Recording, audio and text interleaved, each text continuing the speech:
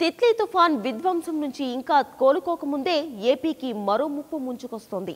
ఉత్తరాంధ్రలో తిత్లీ అల్లకల్లోలం సృష్టిస్తే ఇప్పుడు దక్షిణాంధ్రపై పంజా విసిరేందుకు మరో తుఫాన్ దూసుకొస్తోంది. మచిలీపట్నానికి దక్షిణ ఆగ్నేయ దిశలో 1250 కిలోమీటర్ల దూరంలో వాయుగుండం కేంద్రీకృతమై ఉంది. మరో 12 గంటల్లో అది బలపడి తీవ్ర వాయుగుండంగా మారుతుందని, వచ్చే 24 గంటల్లో మరింతగా బలపడి తుఫాన్గా మారుతుందని హెచ్చరించింది వాతావరణ శాఖ. అది క్రమంగా వాయువ్య దిశకు కదులుతోందని వెల్లడించింది.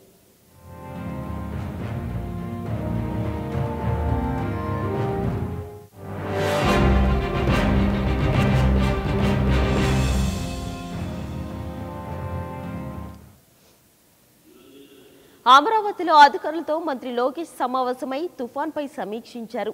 తిత్లీ అనుభవాలను దృష్టిలో ఉంచుకుని ముందు జాగ్రత్త చర్యలు చేపట్టాల్సిందిగా తీర ప్రాంత జిల్లాల కలెక్టర్లకు ఆదేశాలు జారీ చేశారు.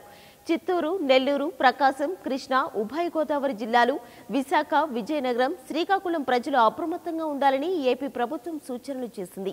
రేషన్ సరుకులను ముందుగానే పంపిణీ చేయాలని అధికారులకు ఆదేశాలు జారీ చేసింది.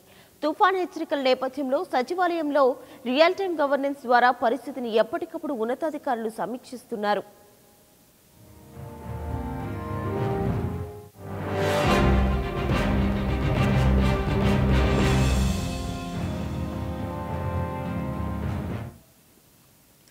వాయుగుండం ప్రభావంతో నెల్లూరు, కోస్తా, ఉత్తరాంధ్రతో పాటు పలు జిల్లాల్లో మోస్తరు నుంచి భారీ వర్షాలు కురిసే అవకాశం ఉంది. సముద్రం అల్లకల్లోలంగా మారుతుందని, అలల ఉధృతి కూడా పెరిగే అవకాశం ఉందని అధికారులు తెలిపారు. మత్స్యకారులెవరూ చేపల వేటకు వెళ్లవద్దని హెచ్చరికలు జారీ చేశారు. తీర ప్రాంతాల్లో కంట్రోల్ రూమ్లను సైతం ఏర్పాటు చేస్తున్నారు. పరిస్థితిని ఎప్పటికప్పుడు ప్రజలకు చేరవేస్తూ అప్రమత్తం చేస్తున్నారు.